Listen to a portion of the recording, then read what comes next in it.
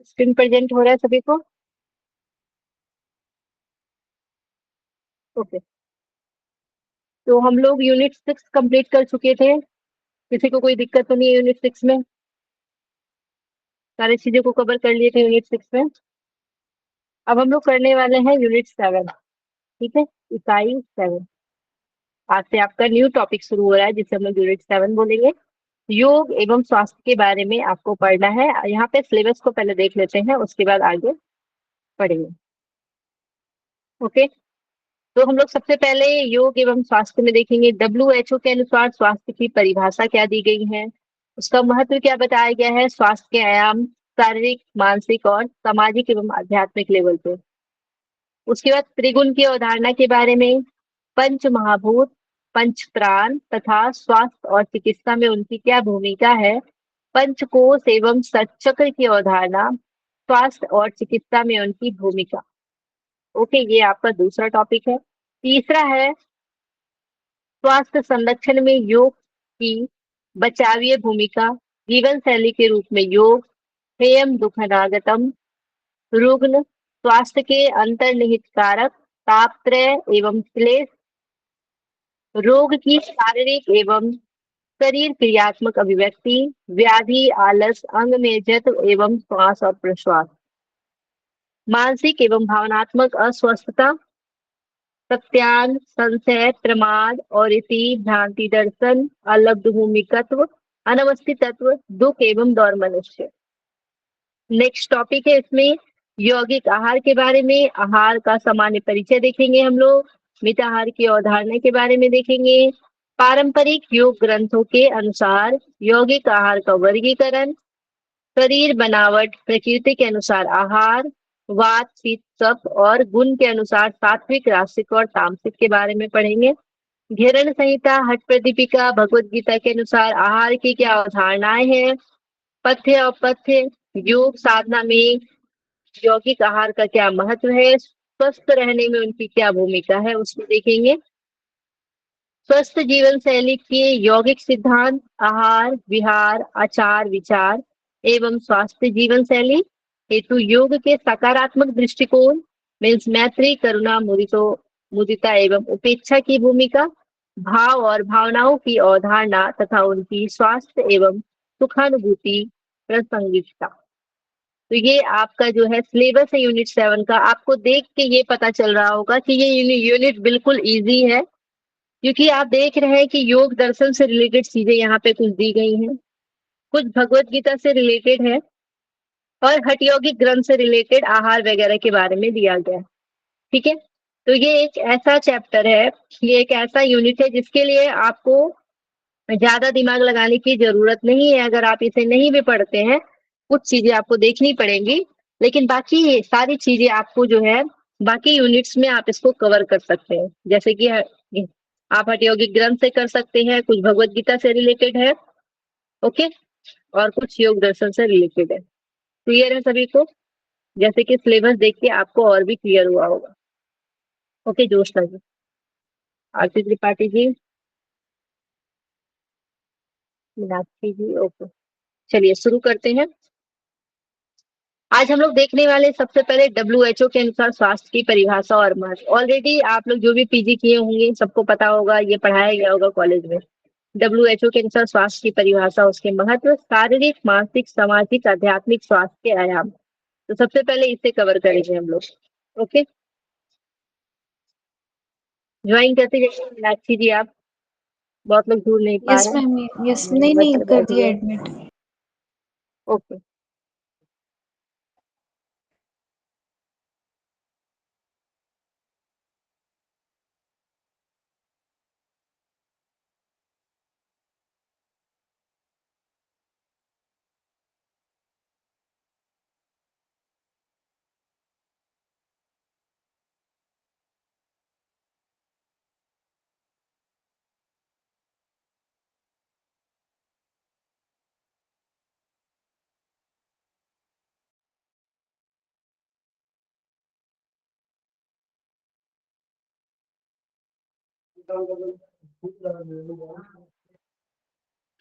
Wait कीजिएगा 2 minute. अचानक यहाँ पे आज मूर्ति का विसर्जन हो रहा है, जिसकी वजह से लाइटिंग चली गई है, तो इन्वर्टर भी बैठ गया, इसी वजह से नेट चला गया। एक सेकंड वेट कीजिएगा थोड़ा देर।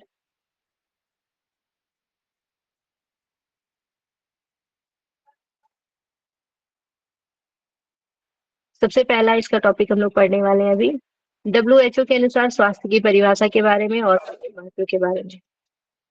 ओके, तो WHO के अकॉर्डिंग हम लोग देखेंगे हेल्थ का डेफिनेशन। सबसे पहले देखेंगे विश्व स्वास्थ्य संगठन, जिसे हम लोग WHO बोलते हैं, वर्ल्ड हेल्थ ऑर्गेनाइजेशन। इसका फुल फॉर्म कभी कभी पूछ लिया जाता है, याद रखिएगा, पेपर वन में भी पूछा जाता है, पेपर वन के लिए भी आपका इंपॉर्टेंट है ये, ठीक है। उसके साथ ही 7 अप्रैल 1948 को स्थापना हुई है WHO का, ठीक है, याद रखिएगा, 7 अप्रैल 1948 को। इसी वजह से 7 अप्रैल को हम लोग वर्ल्ड हेल्थ डे भी मनाते हैं, ठीक है। विश्व स्वास्थ्य दिवस मनाते हैं हम लोग 7 अप्रैल को, याद रखिएगा। WHO ने अपने संविधान में स्वास्थ्य की परिभाषा बहुत ही व्यापक रूप से दी है। तो स्वास्थ्य की परिभाषा WHO के अनुसार क्या दिया गया है, इसको हम लोग देखेंगे। ओके, WHO के अनुसार स्वास्थ्य की परिभाषा अकॉर्डिंग टू WHO। तो हम लोग यहाँ पे देखेंगे क्या बताया गया WHO के अनुसार, हिंदी इंग्लिश दोनों में आपको यहाँ पे दिख रहा होगा, देख सकते हैं। तो स्वास्थ्य एक ऐसी स्थिति है जिसमें व्यक्ति शारीरिक, मानसिक और सामाजिक रूप से पूर्णतः स्वस्थ हो, और केवल रोग या दुर्बलता की अनुपस्थिति ही स्वस्थ स्वास्थ्य नहीं कहलाती है। तो ऐसा बोला गया है कि अगर कोई व्यक्ति रोग से मुक्त है या फिर उसमें दुर्बलता नहीं है, तो इसका मतलब नहीं समझना चाहिए कि वो व्यक्ति पूरी तरीके से स्वस्थ है। अगर उसके कोई रोग नहीं है और वो दुर्बल नहीं है, तो लोग समझते हैं कि वो स्वस्थ है, बल्कि ये बात नहीं है। उसको शारीरिक, मानसिक और सामाजिक रूप से भी पूर्णतः स्वस्थ होना पड़ेगा, ठीक है। Health is a state of complete physical, mental, and social well-being, and not merely the absence of disease or infirmity. Okay, ये WHO के अनुसार परिभाषा दी गई है, ठीक है, याद रहेगा सभी को। बहुत इजी है परिभाषा, ऑलरेडी याद होगा। ओके, उसके बाद ये परिभाषा 1948 में दी गई थी, और आज भी विश्व भर में सबसे मान्य मानी जाती है। विश्व भर में इसको माना जाता है, बहुत अच्छा परिभाषा इसे माना जाता है, ठीक है, 1948 में जो दी गई थी। ये परिभाषा यह स्पष्ट होता है कि स्वास्थ्य जो है केवल शारीरिक रोग मुक्त होना ही नहीं है। यानी कि केवल हम लोग रोगों से मुक्त है, तो इसका मतलब ये नहीं है कि हम स्वस्थ है, ठीक है। बल्कि मन से, मानसिक रूप से, सामाजिक लेवल पे, व्यक्तिगत लेवल पे संपूर्ण संतुलन की स्थिति ही क्या है, स्वास्थ्य की स्थिति है, ठीक है। बल्कि मन, समाज और व्यक्ति के संपूर्ण संतुलन की स्थिति ही स्वास्थ्य की स्थिति है, ये बताया गया WHO के अनुसार। अब जो WHO है वो टोटल हेल्थ की बात करता है, होलिस्टिक हेल्थ की बात करता है। WHO की यह परिभाषा संपूर्ण स्वास्थ्य, टोटल हेल्थ की अवधारणा को दर्शाता है। अब इसके अंतर्गत हम लोग देखेंगे क्या क्या प्रमुख एलिमेंट्स आते हैं WHO के अनुसार, स्वास्थ्य के प्रमुख तत्व क्या क्या आएंगे। फिजिकल हेल्थ की बात करेंगे तो शरीर के सभी अंगों का समान रूप से कार्य करना, शारीरिक शक्ति का होना। तो शरीर में आपकी शारीरिक शक्ति हो, फिजिकल स्ट्रेंथ हो, साथ में आपका प्रॉपर जो है फंक्शनिंग अच्छे से हो रहा होगा पूरे बॉडी के ऑर्गन्स का, तो ही मानेंगे कि शारीरिक रूप से यानी फिजिकल हेल्थ सही है। मेंटल की बात करेंगे तो सकारात्मक सोच होना चाहिए आपका, पॉजिटिव थिंकिंग, इमोशनल बैलेंस और तनाव को संभालने की क्षमता होनी चाहिए। हैंडल कैसे करेंगे स्ट्रेस को, तो ये आपका क्या है, मानसिक स्वास्थ्य। सामाजिक स्वास्थ्य के बारे में बात करेंगे, सोशल हेल्थ के बारे में, समाज में दूसरों के साथ सहयोग, समझ और अच्छे संबंध बनाए रखना। तो कैसे हम लोग दूसरों के साथ सहयोग, समझ और अच्छे संबंध बनाए रख सकते हैं, ये आपका सामाजिक स्वास्थ्य है, यानी कि सोशल हेल्थ है। और इसी को बोला गया है संपूर्ण स्वास्थ्य। WHO के अनुसार इन तीनों का संतुलन ही क्या है, आपका कंप्लीट हेल्थ है। WHO के अनुसार इन तीनों का संतुलन ही, ठीक है, ये तीन ही चीज आपको ध्यान रखना है। अब स्वास्थ्य का क्या महत्व है उसको हम लोग देखेंगे, स्वास्थ्य के महत्व के बारे में। इंपॉर्टेंस ऑफ हेल्थ,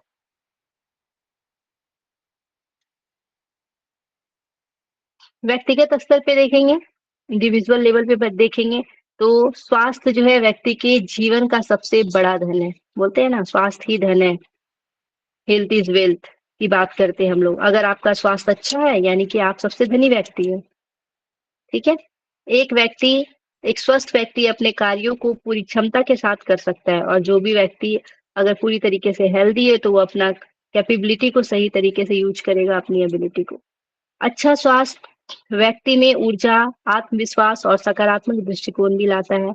अगर आपका हेल्थ अच्छा है तो आप में एनर्जी भी अच्छा रहेगा, कॉन्फिडेंस लेवल भी अच्छा रहेगा, ऑलवेज आप पॉजिटिव सोचेंगे, एटीट्यूड अच्छा रहेगा आपका, है ना, सकारात्मक सोच रहेगा। उसके साथ ही ये जीवन को लंबा, सुखद और उत्पादक भी बनाता है। तो अगर आप स्वस्थ हैं तो लॉन्ग लाइफ जिएंगे, हैप्पी रहेंगे और प्रोडक्टिव लाइफ जिएंगे। तो ये जो है एक क्या है, अगर बात करेंगे इंडिविजुअल लेवल पे, व्यक्तिगत स्तर पे ये स्वास्थ्य का महत्व बताया गया है। ओके, नेक्स्ट देखेंगे हम लोग सामाजिक। ठीक है, सामाजिक स्तर पे देखेंगे, एट द सोशल लेवल पे देखेंगे।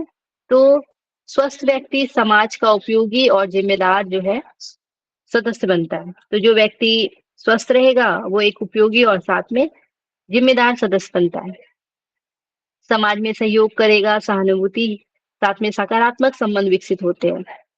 तो ऑपरेशन अच्छे से कर पाएगा, एम्पैथी एंड पॉजिटिव रिलेशनशिप रहेगा सोसाइटी में। उसके साथ ही सामाजिक स्वास्थ्य से समाज में शांति, समरसता बनी रहती है। तो सामाजिक स्वास्थ्य की वजह से समाज में शांति बनी रहती है, harmony, society peace and harmony बनी रहती है। अब हम लोग देखेंगे राष्ट्रीय स्तर पर, नेशनल लेवल पे देखेंगे। किसी भी देश के वास्तविक पूंजी उसका स्वस्थ नागरिक वर्ग होता है। तो अगर आपका देश में स्वस्थ व्यक्ति है तो उस देश का वास्तविक पूंजी क्या है? स्वस्थ नागरिक वर्ग। जब नागरिक स्वस्थ होते हैं तो राष्ट्र की उत्पादकता और प्रगति भी बढ़ती है। किसी देश का अगर नागरिक ज्यादा स्वस्थ है तो वो राज्य ज्यादा अच्छा है, वो देश ज्यादा अच्छा है। उसके साथ ही स्वस्थ सेवाएं और शिक्षा का ध्यान देने से देश की अर्थव्यवस्था मजबूत होती है। अगर कोई देश स्वास्थ्य पे बहुत ज्यादा ध्यान दे रहा है, साथ में शिक्षा पे बहुत ज्यादा ध्यान दे रहा है, तो वो एक अच्छा मजबूत देश होता है। ओके।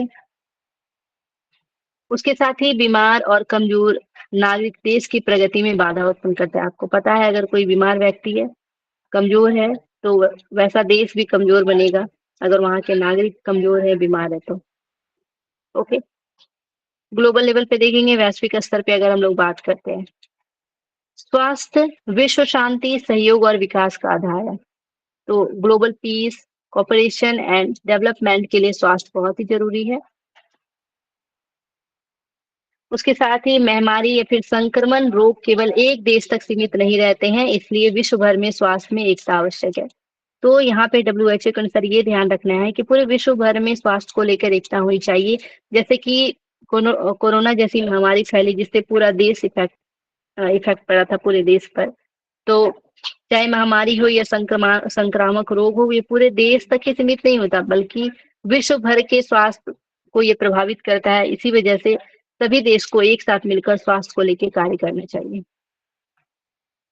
डब्ल्यूएचओ इसी उद्देश्य से विश्व भर के स्तर पर स्वास्थ्य की नीतियां और कार्यक्रम चलाता रहता है। तो बहुत सारी नीतियां चलाया जाता है डब्ल्यूएचओ के अनुसार। ओवरऑल कंक्लूजन देखेंगे तो स्वास्थ्य जीवन का मूल आधार है। इसके बिना कोई भी व्यक्ति सुखी, उत्पादक और सफल नहीं हो सकता। डब्ल्यूएचओ के अनुसार स्वास्थ्य केवल बीमारी का अभाव नहीं, बल्कि शरीर, मन और स्वास्थ्य की पूर्ण सामंजस्य की स्थिति है। यदि व्यक्ति अपने शारीरिक, मानसिक और सामाजिक स्वास्थ्य का ध्यान रखे तो वह जीवन में संपूर्ण सुख और सफलता प्राप्त कर सकता है। ठीक है, तो ये हम लोग देख चुके हैं। अब हम लोग देखेंगे किस तरीके से हमारा शारीरिक स्वास्थ्य, फिजिकल हेल्थ के बारे में देखेंगे। फिजिकल हेल्थ यानी कि शारीरिक स्वास्थ्य का संबंध हमारे शरीर के अंगों की कार्य क्षमता और उनके समन्वय से है। जब शरीर के सभी अंग सुचारू रूप से कार्य करते हैं तब व्यक्ति शारीरिक रूप से स्वस्थ माना जाता है। शारीरिक स्वास्थ्य स्वस्थ बनाए रखने के लिए संतुलित आहार, पर्याप्त नींद और नियमित व्यायाम और स्वच्छता की आवश्यकता होती है। अगर शारीरिक रूप से स्वस्थ बने रहना है तो उसके लिए आपको 3-4 चीजें ध्यान रखनी पड़ेगी। संतुलित आहार लेना पड़ेगा, पर्याप्त नींद बहुत ज्यादा आवश्यक है, नियमित व्यायाम भी करना होगा और स्वच्छता ये आवश्यक आवश्यक है। पौष्टिक आहार शरीर को आवश्यक ऊर्जा और पोषक तत्व प्रदान करता है, तो पौष्टिक आहार लेना पड़ेगा। नियमित व्यायाम शरीर की मांसपेशियों को मजबूत और हृदय को स्वस्थ बनाता है। पर्याप्त नींद शरीर को विश्राम और पुनर्निर्माण रिकवरी का अवसर देता है। व्यक्तिगत स्वच्छता और पर्यावरणीय स्वच्छता संक्रमण और रोगों से रक्षा करता है। तो ये सब जो है हमारा शारीरिक स्वास्थ्य के अंतर्गत आएगा। मानसिक स्वास्थ्य को देखेंगे, मेंटल हेल्थ को देखेंगे। तो मानसिक स्वास्थ्य व्यक्ति की सोच, समझ और भावनाओं, व्यवहारों से जुड़ा है ये। हमारी थिंकिंग से, हमारी अंडरस्टैंडिंग से, इमोशन से एंड बिहेवियर से जुड़ा हुआ है। एक मानसिक रूप से स्वस्थ व्यक्ति संतुलित निर्णय लेता है और तनावपूर्ण परिस्थिति में भी शांत रहता है। तो जो मानसिक रूप से स्वस्थ रहता है, वह व्यक्ति जो भी निर्णय लेगा, तनावपूर्ण परिस्थिति में भी वो शांत रहेगा और संतुलित निर्णय लेगा। मानसिक स्वास्थ्य का अर्थ सकारात्मक सोच, आत्मनियंत्रण रखना, आत्म संतुलन बनाए रखना है। तो पॉजिटिव एटीट्यूड, सेल्फ कंट्रोल और इमोशनल जो है बैलेंस मानसिक स्वास्थ्य को दर्शाता है। क्रोध, चिंता, भय, ईर्ष्या जैसी भावनाओं का उचित प्रबंधन मानसिक स्थिरता के लिए आवश्यक है। तो चाहे एंगर हो, एंजाइटी हो, फियर हो, जेल जेलस हो, ये सारा जो है आपके मेंटल स्टेबिलिटी को दर्शाता है, स्थिरता को दर्शाता है। मेडिटेशन, योगा हो या फिर आत्मचिंतन हो, सेल्फ रिफ्लेक्शन हो, ये सब मानसिक स्वास्थ्य को सुदृढ़ बनाते हैं। अत्यंत तनाव या फिर डिप्रेशन या चिंता, एंजाइटी मानसिक अस्वस्थता को संकेत देता है। मानसिक स्वास्थ्य बनाए रखने के लिए पर्याप्त नींद, सकारात्मक वातावरण और सामाजिक सहयोग आवश्यक होता है। ओके, तो ये आपका मानसिक स्वास्थ्य था। सोशल हेल्थ के बारे में देखेंगे।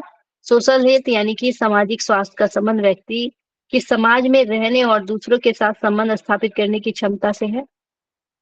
एक सामाजिक रूप से स्वस्थ व्यक्ति दूसरों के साथ सहयोग, समझ और सहानुभूति से व्यवहार करता है। परिवार, मित्र, पड़ोस, समाज के साथ अच्छे संबंध व्यक्ति को सुरक्षा और समर्थ का अनुभव कराते हैं। सामाजिक स्वास्थ्य व्यक्ति को दूसरों की भावनाओं का सम्मान करना और सामूहिक रूप से कार्य करना सिखाता है। समाज में सक्रिय भागीदारी जैसे सेवा कार्य हो, समूह गतिविधियां हो या फिर सहयोग समाज के विकास में योगदान देता है। सामाजिक अलगाव या असंवेदनशील सामाजिक अस्वस्थता के संकेत है। तो सोशल जो अलगाव है, असंवेदनशील जो है वो सामाजिक स्वास्थ्य नहीं है। सामाजिक स्वास्थ्य को बनाए रखने के लिए हमें प्रेम, सहयोग और पारस्परिक संबंध विकसित करना चाहिए। चौथा है हमारा स्पिरिचुअल हेल्थ के बारे में देखेंगे। स्पिरिचुअल हेल्थ ये आपका चौथा है। आध्यात्मिक स्वास्थ्य व्यक्ति के जीवन के उद्देश्य, विश्वास और आस्था से संबंधित है। बहुत जरूरी है हमारे जीवन में कि किसी चीज पे आप विश्वास करें, उस पे आस्था रखें, तभी आप यह व्यक्ति को जीवन में दिशा, अर्थ और आत्मिक शांति प्रदान करता है। तो जो हमारा आध्यात्मिक स्वास्थ्य है वो जीवन की दिशा, डायरेक्शन, मीनिंग और इनर पीस प्रदान करता है। आध्यात्मिक स्वास्थ्य का अर्थ किसी विशेष धर्म का से नहीं बल्कि अपने भीतर ईश्वर एवं आत्मा की अनुभूति है।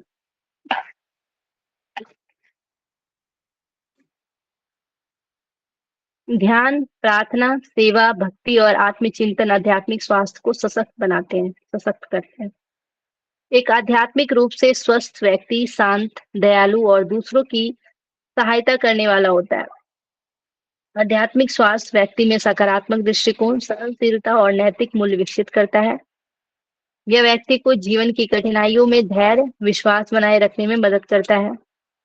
ओके, तो ये हम लोग देखें, स्वास्थ्य के 4 आयाम को देखें। शारीरिक, मानसिक, सामाजिक और आध्यात्मिक आपस में गहराई से जुड़े हुए हैं। यदि कोई एक आयाम असंतुलित होता है तो अन्य 3 पर भी उसका प्रभाव पड़ता है। तो एक दूसरे से रिलेटेड है, इसलिए संपूर्ण स्वास्थ्य के लिए हमें शरीर, मन, समाज और आत्मा इन सभी की देखभाल करनी चाहिए। ओके, क्लियर है यहाँ तक सभी को?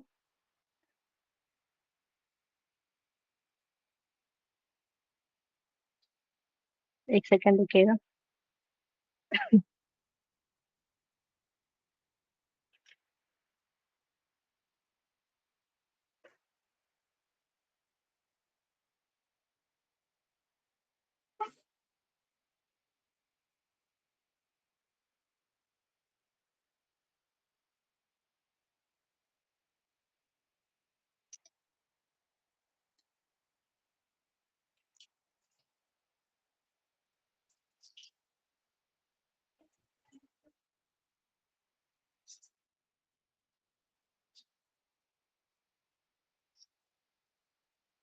अब उसके जस्ट बाद हम लोग देखने वाले हैं गुण की अवधारणा, त्रिगुण की अवधारणा के बारे में देखेंगे। त्रिगुण के बारे में हम लोग देखने वाले हैं, ये आपके सिलेबस में दिया गया था। ये आपके जो है भगवत गीता से रिलेटेड है, तो भगवत गीता जब आप पढ़ेंगे तो ये टॉपिक आपका अच्छे से और भी क्लियर होगा। फिलहाल के लिए मैं इसका भावार्थ समझाते चलती हूँ आगे। ओके, क्योंकि अभी आप लोगों ने भगवत गीता नहीं पढ़ा है तो हो सकता है थोड़ा दिक्कत भी आ सकता है, लेकिन यहाँ पे त्रिगुण के बारे में हम लोग देखेंगे। ठीक है, त्रिगुण की अवधारणा भगवत गीता में जो है हमारा सतोगुण, रजोगुण और तमोगुण के बारे में बताया गया है। कैसा होता है सतुगुण का, रजोगुण का, तमोगुण का स्वभाव, वृत्तियां कैसी होती है हमारी तीनों में, आहार कैसा होता है तीनों का, साथ में यज्ञ के बारे में क्या बताया गया है तीनों के गुणों में, सत्व रज और तम, कर्म का क्या बताया गया है सत्व रज और तमों में, साथ में धर्म के बारे में तीनों गुणों में सत्व रज और तम में क्या बताया गया है, परिणाम के रूप में तीनों में क्या देखने को मिलता है सत्व रज और तमों में। तो ये सारे को हम लोग देखने वाले हैं। ओके, ऊपर वाला सारा क्लियर है, कोई दिक्कत तो नहीं है, बताइए। इससे पहले जो हम लोगों ने पढ़ा कोई दिक्कत तो नहीं है। ओके, जोशना जी, आरती जी, आभा जी, मालविका जी, हेमलता जी, मीनाक्षी जी, आरती जी, मैं उसको जल्दी जल्दी कवर की क्योंकि ऑलरेडी आपको समझ में सारा आ रहा होगा। त्रिगुण की अवधारणा देखेंगे हम लोग। सबसे पहले स्वभाव के बारे में देखेंगे, सत्वगुण, रजोगुण और तमोगुण में क्या बताया गया स्वभाव भगवत गीता में। पहले तो आपको याद रखना है 14वां अध्याय है हमारा भगवत गीता का, गुण त्रय विभाग योग के नाम से जानते हैं हम लोग 14th अध्याय को। ठीक है, भगवत गीता का टोटल 18 अध्याय है, उसमें से जो हमारा 14th अध्याय है उसे हम लोग गुण त्रय विभाग योग के नाम से जानते हैं, यानी कि वहां पे गुण के बारे में बताया गया है। तीनों गुण, सत्वगुण, रजोगुण, तमोगुण के बारे में बहुत अच्छे से बताया गया है। इस वजह से हम लोग यहाँ पे त्रिगुण के बारे में भगवत गीता को लेके समझ रहे हैं। ओके, तो यहाँ जो 14वां आपका अध्याय है उसका 6ठा नंबर श्लोक, उसके बाद 14वां अध्याय का 7वां नंबर और 14वां अध्याय का 8वां नंबर श्लोक। ठीक है, गुण त्रय विभाग योग 14 नंबर चैप्टर का नाम है, ये भी आपको याद रखना है क्योंकि हम लोग त्रिगुण के बारे में पढ़ रहे हैं, इससे रिलेट कीजिएगा। यहाँ पे हम लोग स्वभाव के बारे में बताया गया कि शतगुणी का स्वभाव कैसा होता है। तो लिखा गया है इसमें कि सतुगुण जो होता है वो निर्मल होता है, प्रकाशक होता है, विकार रहित होता है, साथ में सुख के संबंध से और ज्ञान के संबंध से जुड़ा होता है। ठीक है, ये आपको ध्यान रखना है। सतुगुणी वाला व्यक्ति कैसा होता है, निर्मल होता है, प्रकाशक होता है, विकार रहित होता है, सुख संबंध से और साथ में ज्ञान से संबंधित होता है। ठीक है, ये आपको याद रखना है सतुगुणी के स्वभाव के बारे में। रजोगुणी के स्वभाव के बारे में बताया गया है भगवत गीता में 14वां अध्याय का 7वें नंबर श्लोक में बताया गया है कि जो रजोगुणी होते हैं वो कामना और आसक्ति उसके अंदर होता है, कामना आसक्ति से जुड़ा रहता है वो, उसके साथ ही कर्मों के और उनके फल के संबंध से बंधा होता है, यानी उसके अंदर कर्म करता है तो उसके फल की इच्छा होती है। ओके, तो ये आपको ध्यान रखना है। उसके साथ ही तमोगुण में देखेंगे स्वभाव के बारे में क्या बताया गया है। तो यहाँ पे बताया गया है कि देहाभिमानियों को मोहित करने वाला, तो देह पर जो अभिमान रखने वाला होता है उसको मोहित करने वाला, अज्ञान से उत्पन्न होता है। ये जो तमोगुणी है वो अज्ञान से उत्पन्न, उसका स्वभाव है अज्ञान से उत्पन्न होता है, और वो प्रमाद, आलस्य और निद्रा से बंधा रहता है। जो तमोगुणी वाले होते हैं उसका स्वभाव कैसा होता है, तो प्रमाद, आलस्य और निद्रा से घिरा रहता है। ठीक है, तो ये याद रखना है स्वभाव के बारे में। ये कोई दिक्कत तो नहीं है, क्लियर है, बताइए। भगवत गीता में भी आप लोग इसको अच्छे से पढ़ेंगे। ओके, ज्योत्सना जी, हेमलता जी, नेक्स्ट हम लोग देखेंगे वृत्तियां के बारे में देखेंगे, क्या वृत्तियां बताया गया है। तो यहाँ पे जिस समय इस देह में, यानी सत्वगुण के बारे में पढ़ रहे हैं, जिस समय वृत्तियां जो सत्वगुणी है उसके देह में अंतःकरण और इंद्रियों में चेतनता और विवेक शक्ति उत्पन्न होती है। अगर सत्वगुणी व्यक्ति है तो उस समय जो है वो सत्वगुण अगर हमारा बढ़ा हुआ है तो देह में क्या है, देह और हमारा अंतःकरण और इंद्रिया जो है वो चेतनता और विवेक शक्ति उत्पन्न करने वाला है।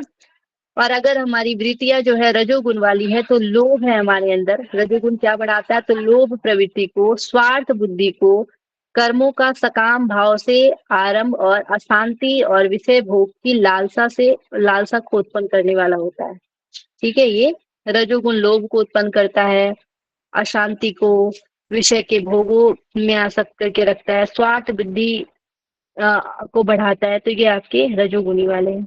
तमोगुनी वाले देखेंगे कि वृत्तियां कैसी होती है। तो तमोगुनी वाले अंतःकरण और इंद्रियों में अप्रकाश, उसके बाद कर्तव्य कर्मों में अप्रवृत्ति, साथ में प्रमाद और व्यर्थ चेष्टा और निद्रा आदि अंतःकरण की मोहने वाला होता है। ठीक है, तो अंतःकरण और इंद्रियों में अप्रकाश बोला गया, जबकि यहाँ पे अंतःकरण और इंद्रियों में प्रकाश होगा।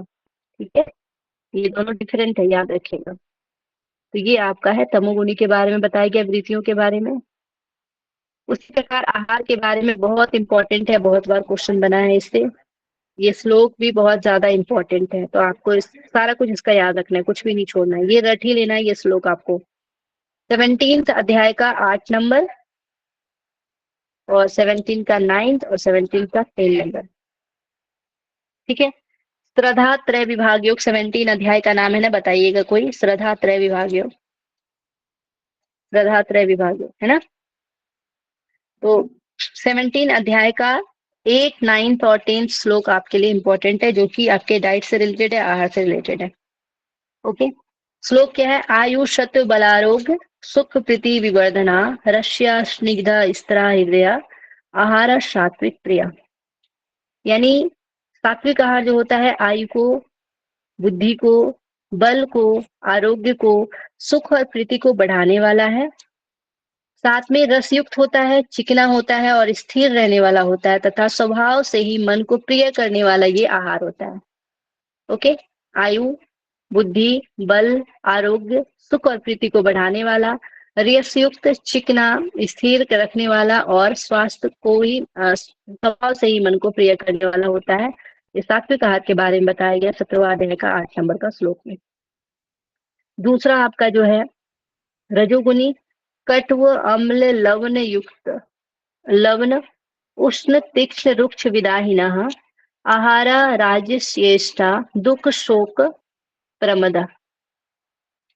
यहाँ बताया गया कड़वे, खट्टे, लवण युक्त, बहुत गर्म, तीखे, रूखे, दाहकारक, दुख, चिंता और रोगों को उत्पन्न करने वाले आहार अर्थात भोजन करने वाले पदार्थ राजस पुरुष को प्रिय होता है। ये 17वां अध्याय का 9th नंबर श्लोक में बताया गया है।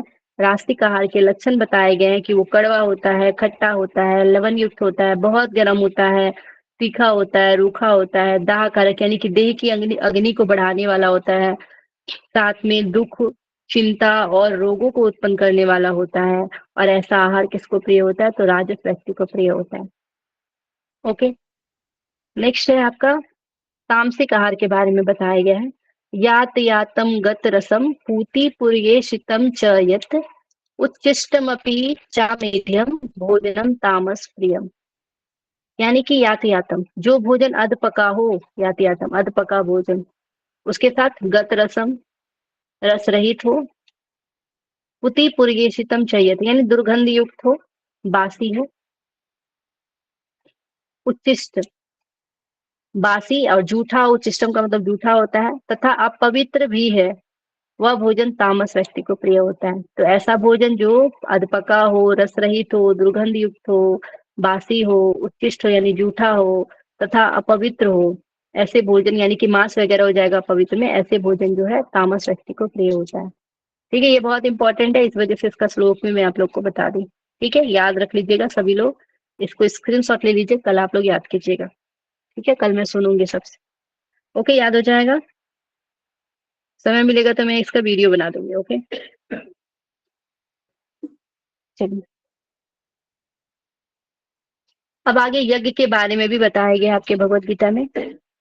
17 अध्याय का 11, 12 और 13 नंबर श्लोक में यज्ञ के बारे में बताया गया है। बताया गया है कि जो सात्विक प्रवृत्ति के व्यक्ति होते हैं वो शास्त्र विधि से नियत यज्ञ करना ही उसका कर्तव्य है। इस प्रकार मन को समाधान करके फल न चाहने वाला पुरुषों के द्वारा जो किया जाता है वो सात्विक यज्ञ है। ठीक है, तो शास्त्र विधि से किया जाता है, नियत, साथ में यज्ञ करना ही उसका कर्तव्य है, और इस प्रकार मन को समाधान करने वाला, फल की इच्छा न रखने वाला पुरुषों द्वारा जो किया जाता है वो सात्विक क्या है? यज्ञ है। उसी प्रकार रास्तिक यज्ञ के बारे में बताया गया है, केवल दंभाचरण के लिए फल को भी दृष्टि में रखकर जो यज्ञ किया जाता है, केवल अपने स्वार्थ के लिए जो किया जाता है और जो फल की इच्छा के लिए किया जाता है, वैसा जो यज्ञ होता है वो क्या है? राजस यज्ञ है। उसी प्रकार तामस यज्ञ के बारे में बताया गया है। शास्त्र विधि से रहित यानी हीन, यानी शास्त्र विधि से नहीं किया जा रहा है। अन्य दान से रहित, बिना मंत्र के, बिना दक्षिणा के, बिना श्रद्धा के किया जाने वाला जो यज्ञ है वो क्या है? तामस यज्ञ है। ठीक है, तो ये बताया गया यज्ञ के बारे में 17वां अध्याय का 11th 12th एंड 13। ठीक है, 8 9 10 17 अध्याय का आप लोग आहार के बारे में देखें। 10 के बाद आप क्या याद रखिएगा? 11 12 13 जो कि यज्ञ के बारे में है। ओके, इस तरीके से आपको श्लोक संख्या भी याद रखना होगा, क्योंकि एग्जाम में क्वेश्चन पूछा जाता है भगवत गीता से इस तरीके से। अब देखिए 18 अध्याय का श्लोक दिया गया है 23 24 और 25। इसको मोक्ष संन्यास योग बोलते हैं, मोक्ष संन्यास योग 18 अध्याय को। ठीक है, 18 अध्याय को मोक्ष संन्यास योग बोलते हैं। यहाँ पे कर्म के बारे में बताया गया भगवत गीता में। सात्विक कर्म के बारे में क्या बताया गया? जो शास्त्र विधि से नियत किया हुआ और कर्तापन के अभिमान से रहित हो तथा फल न चाहने वाला, पुरुषों द्वारा बिना राग द्वेष के किया गया जो कर्म है वही कैसा कर्म है? सात्विक कर्म। ठीक है, शास्त्र विधि से और नियत किया हुआ, साथ में कर्तापन अभिमान से रहित, फल न चाहने वाला, पुरुषों के बिना राग द्वेष के किया हो, बिना राग द्वेष के किया गया हो, वो सात्विक कर्म कहलाता है। उसी प्रकार राजसिक कर्म को देखेंगे तो बहुत कम परिश्रम, कर्म जो है बहुत परिश्रम से युक्त, जो राजसिक लोग होते हैं वो बहुत परिश्रम करते हैं, तो कर्म जो है बहुत परिश्रम से युक्त होता है, भोगों को चाहने वाला होता है, और वैसे पुरुषों द्वारा ये किया जाता है, अहंकार युक्त होता है, अहंकार युक्त पुरुषों के द्वारा किया जाता है, वो राजस कर्म है। उसी प्रकार तामस कर्म देखेंगे तो ऐसा कर्म जो परिणाम, हानि, हिंसा और सामर्थ्य को न विचार कर केवल अज्ञान से प्रारंभ किया गया है, वो तामस कर्म कहलाता है। ठीक है, तो 18 अध्याय का 23 24 और 25 कर्म से रिलेटेड है। उसी प्रकार हम लोग धर्म से रिलेटेड देखेंगे। ये भी आपका मोक्ष संन्यास योग का 33 34 और 35 नंबर का श्लोक है, जहाँ पे बताया गया धर्म के बारे में कि जो सात्विक लोग होते हैं वो अव्यभिचारिणी धारण शक्ति से मनुष्य ध्यान योग के द्वारा मन प्राण इंद्रियों की क्रियाओं को धारण करता है, वो सात्विक धृति। आपके एग्जाम में धृति से क्वेश्चन पूछा गया है। ठीक है, सात्विक, रास्तिक और तामसिक धृति से आपके एग्जाम में क्वेश्चन पूछा गया है, ये भी आपके लिए इंपॉर्टेंट है। ठीक है, किसी एक से इस पे क्वेश्चन पूछा गया था, तो जिस अभिचारिणी धारण शक्ति से मनुष्य ध्यान योग के द्वारा मन प्राण और इंद्रियों की क्रियाओं को धारण करता है वह सात्विक धृति है। और आस्तिक धृति देखेंगे तो फल की इच्छा वाला मनुष्य जिस धारण शक्ति के द्वारा अत्यंत आसक्ति से धर्म अर्थ और काम धारण करता है वो धारण शक्ति राजसिक है। धारणा शक्ति कैसी? राजसिक है। तामसिक वाले दुष्ट बुद्धि वाला मनुष्य जिस धारण शक्ति के द्वारा निद्रा, भय, चिंता, दुख को और उन्मत्ताओं को भी नहीं छोड़ता है, अर्थात धारण किए रहता है, वह जो है धारणा शक्ति तामसिक है। ठीक है, तो ये धर्म के बारे में बताया गया, रास्तिक, तामसिक और सात्विक के बारे में। अब परिणाम के बारे में देखेंगे, परिणाम के बारे में क्या बताया गया है? परिणाम के बारे में बताया गया सात्विक के बारे में कि जिस सुख में साधक मनुष्य भजन, ध्यान और सेवा आदि के अभ्यास से रमन करता है और जिससे दुखों के अंत को प्राप्त हो जाता है, जो ऐसा सुख है वो आरंभ काल में यद्यपि विष के तुल्य प्रतीत होता है परंतु परिणाम में अमृत के तुल्य होता है, इसलिए वह परमात्म विषयक बुद्धि के प्रमाद से उत्पन्न होने वाला सुख सात्विक सुख है। तो ये सात्विक सुख से आपके एग्जाम में क्वेश्चन पूछा गया था। ठीक है, यहाँ पे आपको ध्यान रखना है कि जो सात्विक सुख जो है बताया गया है वो शुरुआत में क्या है? विष तुल्य है, लेकिन अंत काल में क्या है? तो अंत काल में ये आपके लिए क्या है?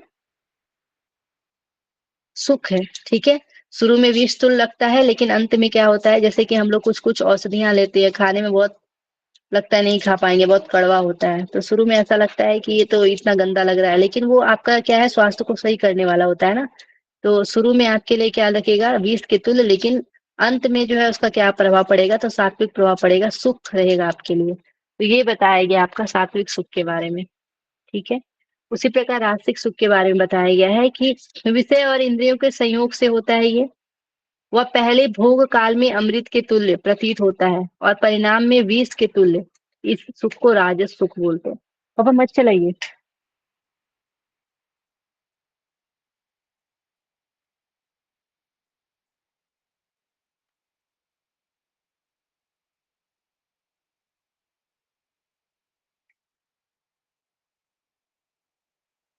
ओके, तो यहाँ पे देखिए क्या बताया गया, जो राजसिक सुख है ना, यहाँ पे बताया गया है कि शुरुआत में क्या लगेगा, शुरुआत में सुख लगेगा, खाते समय तो बहुत अच्छा लगता है ना, हम लोग खाते हैं खट्टा नमकीन तीखा, बहुत अच्छा लगता है, लेकिन परिणाम में क्या होता है, ये विष के तुल्य होता है। तो ये आपका क्या है, आपका राजसिक सुख है। तामसिक में देखेंगे तो सुख भोग काल में तथा परिणाम में आत्मा को मोहित करने वाला, यानी कि सुख और भोग काल में ये और परिणाम में भी आत्मा को मोहित करने वाला होता है। वह निद्रा आलस और प्रमाद से उत्पन्न सुख है, इसे तामस सुख बोलते हैं। तो 18वां अध्याय का आपको याद रखना है, 18 का 36 37 38 और 39। ठीक है, ये परिणाम के बारे में बताया गया। क्लियर है यहाँ तक सभी को? ये त्रिगुण के बारे में क्लियर है? अगर किसी को यहाँ पे दिक्कत आया होगा तो आपके पास इंग्लिश में अगर दिक्कत आया होगा तो आप लोग ये सारा जो श्लोक नंबर दिया गया है, आपके पास बुक होगा तो उसे आप लोग देख लीजिएगा। ठीक है, तब आप लोगों का क्लियर हो जाएगा। और ये सारा जो श्लोक है जो मैं इंपॉर्टेंट बताई हूँ उसे आप लोग याद रख लीजिएगा। ठीक है, सुख वाला, धृति वाला और आहार वाला बहुत ही इंपॉर्टेंट है आपके एग्जाम के लिए। ठीक है, तीनों श्लोक।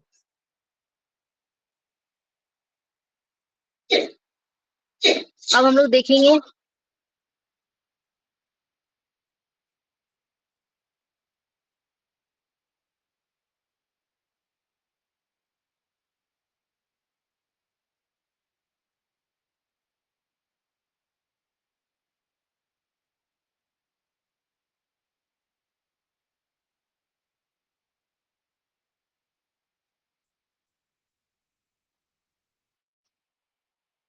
अब नेचर के बारे में यहाँ लिखा गया है, ये जो हम लोग चिंगुम के बारे में देख रहे थे वही चीज यहाँ भी दिया है 14 अध्याय का 6 7 और 8। ऑलरेडी हम लोग इसको देख चुके हैं। आगे हम लोग पंच महाभूत की अवधारणा आपके सिलेबस में दिया गया है, देखिए। अभी हम लोग दो चीजें को कंप्लीट किए हैं, WHO के अनुसार स्वास्थ्य की परिभाषा एवं महत्व को, दूसरा शारीरिक मानसिक सामाजिक आध्यात्मिक आयाम के बारे में, तीसरा त्रिगुण की अवधारणा और इसका स्वास्थ्य चिकित्सा में क्या भूमिका है। ठीक है, पंच महाभूत की अवधारणा को देखेंगे और स्वास्थ्य और चिकित्सा में इसकी भूमिका को देखेंगे। ठीक है, पंच महाभूत के बारे में अभी हम लोग इसी को पढ़ने वाले हैं।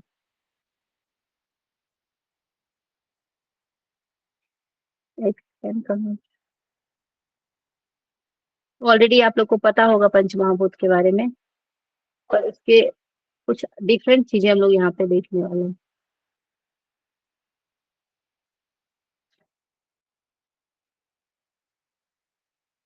सबसे पहले आपके पंच महाभूत में आकाश वायु अग्नि जल और पृथ्वी के बारे में हम लोग देखते हैं। अब यहाँ पे क्या उसका गुण है, क्या एक्टिविटीज है, उसकी तन्मात्राएं क्या है, उत्पत्ति और प्लस उसकी ज्ञानेंद्रिय क्या है, शरीर के कौन से भाग एवं क्रियाओं से वो रिलेटेड है उसको देखेंगे। ठीक है, सबसे पहले जब आकाश की बात करते हैं तो आकाश का तन्मात्रा पता है आप लोगों को, शब्द है और आपके ये कान से रिलेटेड है अगर ज्ञानेंद्रिय की बात करेंगे। ठीक है, केवल शब्द, यहाँ पे केवल शब्द से उत्पन्न होगा और आपके कान से रिलेटेड है, ये तो पता है आप लोगों को, यहाँ कोई दिक्कत नहीं है। अब जो ये आपका आकाश का जो गुण है, गुण यहाँ पे ध्यान रखना है, ये सॉफ्ट होता है, साथ में स्मॉल लाइट होता है, लघु होता है, साथ में सूक्ष्म और स्मूथ होता है आकाश। अब इसकी एक्टिविटी अगर हम लोग देखेंगे तो ये सॉफ्टनेस प्रदान करता है, परमेबिलिटी प्रदान करेगा, लाइटनेस प्रदान करेगा, लागवता हल्कापन। ठीक है, कोई भी चीज जैसे गुब्बारा वगैरह फुलाते हैं ना तो उस होल में क्या होता है, कैविटी, जैसे हम लोग पढ़ते हैं ना हमारे बॉडी में जितनी भी कैविटी है, जो खाली स्थान है, वो एक तरीके से क्या है आपका, आपका जहां भी खाली स्थान है वो आकाश से रिलेट, उसको रिलेट करेंगे। जैसे कि लंग्स कैविटी हो गया है ना, लार्ज इंटेस्टाइन का हो गया कैविटीज, कैविटीज यहाँ दिया गया, स्किन है, आपके लेयर्स हो गए, साइनोवियल मेम्ब्रेन हो गए। ठीक है, तो जितने भी आपके कैविटी वाला रीजन होगा उसके लिए आपको आकाश याद रखना है, ठीक है। जहां भी खाली स्थान है वो आपके लिए क्या होगा, आकाश से रिलेटेड होगा। ओके, क्लियर है ये सभी को। दूसरा हम लोग देखेंगे वायु के बारे में। ये वायु क्या होता है, रुक्ष यानी ड्राई एंड रफ। वायु से आपका क्या होता है, बॉडी का भी ड्राई हो जाता है, रफ हो जाता है। ये भी लघु और लाइट बताया गया है। विशद यानी कि ट्रांसपेरेंट होता है, देख नहीं पाते हम लोग इसे। और रिजिड होता है ये, ठीक है, रिजिड। अगर हम लोग इसका बात करेंगे, एक्टिविटीज के बारे में बात करेंगे, तो ड्राइनेस होता है इससे, फटीग फटीग होता है, साथ में वाइब्रेशन। वायु में क्या होता है यहाँ पे, वाइब्रेशन, ठीक है। उसके साथ ही यहाँ पे टेक्सचर बताया गया है और कलर बताया गया है, वैशद, ठीक है। तो ये यहाँ पे आपको याद रखना, ये वाइब्रेशन वाला आपके एग्जाम में एक बार क्वेश्चन पूछा गया था, ये याद रखिएगा, ठीक है। उसके साथ में स्पर्श उसका होता है तन्मात्रा। शब्द और स्पर्श दोनों से मिलके आपका वायु बनेगा। और अगर हम लोग देखेंगे वायु वाली चीजें, तो आपके हार्ट में स्मॉल इंटेस्टाइन हो गया, ज्वाइंट्स मूवमेंट हो गया, आई ब्लिंकिंग हो गया, वॉकिंग हो जाएगा, टाइप ऑफ मोशंस हो जाएंगे, ब्रीदिंग हो जाएंगे, स्पीकिंग हो जाएंगे। जहां भी वायु की जरूरत पड़ेगी आपके बॉडी के ऑर्गन्स में, blood circulation on flow of nerve impulse, तो ये सारा आपका वायु के लिए होगा। अब अग्नि की बात करेंगे, तो ये इसका क्या है, हॉट हो जाएगा, शार्प होता है, ये सूक्ष्म होता है, विशद भी होता है, सूक्ष्म यानी कि सब्टल फाइन होता है। बर्निंग इसका गुण है, डाइजेशन पचाने का कार्य करेगा। रेडियंस होता है, प्रभा होता है, इसमें प्रभा लाइटिंग होता है, प्रकाश यानी लाइट होता है, ठीक है। तो इसका रूप है, शब्द स्पर्श और रूप से मिलकर आपका अग्नि बना है। ये कहाँ कहाँ देखने को मिलेगा, तो लीवर में, आपके गॉल ब्लैडर में, सेल माइट्रोकॉन्ड्रिया में, एटीपी में, जहां भी ऊर्जा वाली चीजें वहां देखने को मिलेगा। कि केमिकल रिएक्शन में enzymes and hormones, metabolism, fluid है आपके, एसिडिक रिएक्शन है, या फिर आपके आपके हर्ट सेंसेशन है, ये सारा में आपकी अग्नि जो है कार्य करती है। जल के बारे में देखेंगे, द्रव्य के बारे में, जल वाटर, लिक्विड होता है, कॉल्ड भी होता है, स्निग्ध लुब्रिकेशन का गुण होता है, इसमें चिपकने का गुण होता है, लुब्रिकेशन, स्टिकी होता है, पिच्छल होता है, लुब्रिकेशन, कोहिशन का गुण होता है, बंद यानी एक दूसरे से। जल में क्या होता है ना, कि जल की जो बूंदे होती है ना, जैसे पानी आप रखोगे बूंद बूंद किसी चीज में आपका पड़ रहा है, वो जाके फिर एक साथ जुड़ जाता है, उसको हम लोग कोहिशन बोलते हैं, ठीक है, बंधन। उसके डिटॉक्सिफिकेशन, जल से क्या होता है, डिटॉक्सिफिकेशन। उसके बाद आपका प्रहलाद, प्लेजेंटनेस होता है, और इसकी तन्मात्रा रस है। ये शब्द स्पर्श रूप और रस से मिलकर बना है। टंग जो है आपके आ जाएंगे, ठीक है।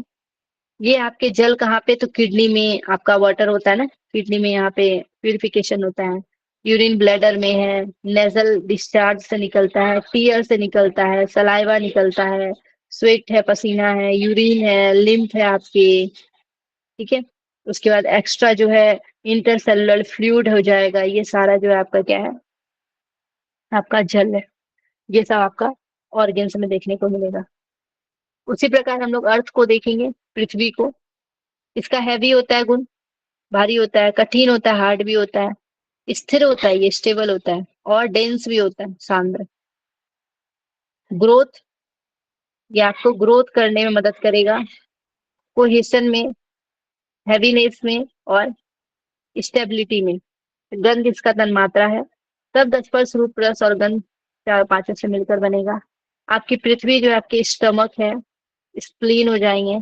एनी सॉलिड सब्सटेंस, जो भी सॉलिड सब्सटेंस है, और बॉडी, उसमें आपको पृथ्वी देखने को मिलेगा। डेंस नोट्स हो गए, ट्यूमर हो गए, आपके बोन्स हो गए, टिथ हो गए, नेल्स हो गए, ठीक है, फ्लैंज हो गए, ये सब आपको देखने को मिलेगा पृथ्वी के अंतर्गत। तो ये हम लोग देखे अभी पंच महाभूत की अवधारणा के बारे में। ओके, क्लियर है सभी को पंच महाभूत की अवधारणा। आरती जी, जोशना जी, मीनाक्षी जी, लता जी, ओके। अब हम लोग देखेंगे पंचकोश की अवधारणा के बारे में। आनंद श्रीवास्तव जी अनुजी। पंचकोश की अवधारणा की बहुत ही इजी चैप्टर है, आराम से आप जल्दी जल्दी कवर भी कर सकते हैं। ठीक है, कोई दिक्कत नहीं होता है इसमें। कुछ कुछ चीजें जो मैं बता रही हूँ बस उसको नोट करते जाइएगा, जो जो एग्जाम में पूछे गए हैं। ठीक है, अब हमारा पता है हमें 5 कोश होते हैं, अन्नमय, प्राणमय, मनोमय, विज्ञानमय और आनंदमय के बारे में, ये तो पता है आपको। अब क्या इसमें तत्व क्या आते हैं, आवरण क्या है, ऊर्जा के स्रोत क्या है, साधना क्या है, फल की श्रुतियां क्या है, त्रिशरीर क्या है, स्थूल सूक्ष्म और कारण शरीर की बात करते हैं।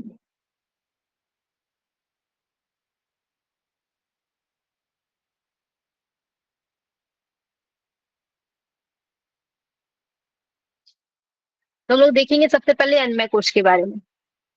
इसके अंतर्गत आपके पंच तत्व आ जाते हैं। हमारा शरीर पंच तत्वों से मिलकर बना है, अन्नमय कोश। फिजिकल बॉडी जिसको बोलते बोलते हैं पंच तत्वों से बना है। आवरण देखेंगे तो जैव दैहिक आवरण होता है, जैव दैहिक आवरण। ऊर्जा का स्रोत डाइट है, अन्नमय कोश ऊर्जा का स्रोत क्या है, डाइट है। साधना कैसे कैसे करेंगे अपने अन्वय कोष को, अगर ठीक करना है तो कौन सी साधना करनी होगी, तो संतुलित आहार लेना होगा, उपवास करना होगा, आसन व्यायाम पंच तत्व साधना करना होगा और तपस्या करना होगा। ये आपके शरीर के लिए है, अन्वय कोष के लिए। ठीक है, फलश्रुतियां देखेंगे तो स्वास्थ्य रहेगा, दृढ़ता आएगी, सृजनशीलता का गुण रहेगा, वाक सिद्धि हो सकता है, नाड़ी की सिद्धि हो सकता है। मैं चिल्लाती हूँ। अगर त्रिशरीर में बात करेंगे तो स्थूल शरीर हम लोग इसको बोलेंगे। ठीक है, स्थूल शरीर, अन्वय कोष को स्थूल शरीर बोलते हैं। प्राणमय कोष को देखेंगे, क्लियर है सभी को, अन्वय कोष प्राणमय कोष को देखेंगे। यहाँ पे आपके 5 कर्मेंद्रियां प्लस प्लस पंच प्राण भी आएंगे। ठीक है, पंच प्राण और पंच कर्मेंद्रियां प्राण में। जैव विद्युतीय आवरण होता है। ठीक है, आपके प्राण में क्या है, आपको जब इलेक्ट्रिक चलता है तो आपको पता चलता है कि किस तरीके से वो प्रवाह कर रहा है, तो प्राण भी उसी तरीके से फ्लो करता है। जैव विद्युत, यहाँ विद्युत याद रखना है प्राण को। जैसे प्राण विद्युत इलेक्ट्रिक पास करता है ना विद्युत के थ्रू, वैसे ही आप प्राण से रिलेट कीजिएगा विद्युत आवरण। ये आपका ऊर्जा का स्रोत देखेंगे तो प्राणा हो जाएंगे। इसके लिए क्या चाहिए आपका प्राणमय कोष के लिए, तो शुद्ध वातावरण चाहिए। प्राणायाम के द्वारा ये सिद्ध होता है, प्राणायाम साधना के द्वारा। दिव्य क्षेत्र, त्रिबंध, त्रिबंध के द्वारा, मुद्राएं के द्वारा आपका प्राणमय कोष साधना आप कर सकते हैं। फलश्रुति क्या है, तो ऐश्वर्य, पुरुषार्थ, तेज, ओज और यश इस प्रकार के प्राणमय कोष में देखने को मिलेगा। और ये आपके सूक्ष्म शरीर के अंतर्गत आते हैं प्राणमय कोष। मनोमय कोष को देखेंगे, मेंटल बॉडी। इसमें मन प्लस पंच ज्ञानेंद्रियां आते हैं आपके। जैव चुंबकत्व आवरण है आपके मनोमय कोष। ठीक है, जैसे हमारा मन है ना, ऐसे अगर आप सोचेंगे कि आपका मन जो है ना, आप कुछ नहीं भी चाहते फिर भी सोच लेते हैं। आप चाहते हैं कि हम ये चीज नहीं सोचेंगे लेकिन फिर भी सोच लेते हैं, तो एक तरीके से वो आपका चुंबक की तरह कार्य करता है। चुंबक को आप कितना भी दूर रखिएगा वो सटना चाहेगा ना, तो उस तरीके से आप यहाँ पे याद रखने के लिए बोल रही हूँ, जैव चुंबक आवरण याद रखेगा मनोमय कोष के लिए। ठीक है, यहाँ पे कैसी आवरण है, तो जैव चुंबक आवरण होता है इसमें, ना चाहकर भी आप उसे सोच लेते हैं ना। थॉट्स है यहाँ पे आपके, ये कैसे आप इसको सुधार सकते हैं, कौन सी साधना, तो यम नियम आदि अंगों का अभ्यास करेंगे। तन मात्रा प्रत्याहार का, साथ में ध्यान, त्राटक, जप साधना द्वारा हम लोग मनोमय कोष का साधना कर सकते हैं। अंतर शक्ति क्या होगी, प्रतिभा, इसमें अंतर शक्ति, प्रतिभा, निश्चलता के गुण होंगे, निर्मलता, उसके बाद इच्छा शक्ति, एकाग्रता और दृढ़ता ऐसे देखने को मिलेगा। ये भी आपके सूक्ष्म शरीर के अंतर्गत आते हैं। विज्ञान में कोष के बारे में देखेंगे, इसमें बुद्धि और पंच ज्ञानेंद्रियां आपकी आती है, बुद्धि और पंच ज्ञानेंद्रियां। जैव बुद्ध, बुद्धत्व आवरण आते हैं। टैलेंट देखा जाता है विज्ञान में कोर्स में। इसके लिए साधना आपका सोहम साधना है, आत्म अनुभूति योग है, आत्मचिंतन साधना है, स्वर योग है। अंतर्ज्ञान, स्वर का ज्ञान, सृष्टि का ज्ञान हो जाता है आपके, आएंगे सूक्ष्म शरीर के अंतर्गत। अब जो आपका सबसे अंतिम आनंद में कोर्स है, स्पिरिचुअल बॉडी है, ये त्रिगुणातीत अवस्था विद्या है, त्रिगुणातीत विद्या। सुखद आवरण है, इसमें सुख की प्राप्ति होती है आपको, आनंद, ब्लिस। साथ में नाद साधना के द्वारा आप आनंद को उसको प्राप्त करेंगे, बिंदु साधना के द्वारा, कला साधना के द्वारा, तुरीय अवस्था का परमानंद, तुरीय अवस्था के द्वारा परमानंद की प्राप्ति। अगर हम लोग आनंद में कोष के बारे में बात करेंगे तो ये स्वास्थ्य, धन, विद्या, सहयोग, आत्मज्ञान, आत्मदर्शन, आत्म अनुभव, आत्म लाभ, आत्म कल्याण जो है इसमें देखने को मिलता है, और ये आपके कारण शरीर के अंतर्गत आते हैं। ठीक है, तो इसको याद रखिएगा। आपको पांचों कोष पहले तत्व देखेंगे, अन्नमय का पंच तत्व है, प्राणमय का पंच कर्मेंद्रिय प्लस पंच प्राण है, मनोमय का मन प्लस पांच ज्ञानेन्द्रिय है, विज्ञानमय का बुद्धि एवं पंच ज्ञानेन्द्रिय है, और आनंदमय का त्रिगुणातीत है। ठीक है। आवरण देखेंगे तो दैहिक आवरण है अन्नमय का, प्राणमय का विद्युत आवरण है, मनोमय का चुंबकीय आवरण है और चुंबकीय आवरण, विज्ञानमय का बुधत्व आवरण है, और आनंदमय का आपका सुखद आवरण है। ठीक है। स्थूल शरीर आपका अन्नमय है, आपके प्राण में, मनो में, विज्ञान में ये सूक्ष्म शरीर है, और आनंद में आपका कारण शरीर है। ओके, क्लियर है यहाँ तक? बताइए, कोई दिक्कत? ज्योत्सना जी, हेमलता जी, मालविका जी, आभा जी, मीनाक्षी जी। ओके, तो आज के लिए हम लोग इतना ही रहने देते हैं क्लास को। नेक्स्ट क्लास में हम लोग आगे बढ़ेंगे। ठीक है।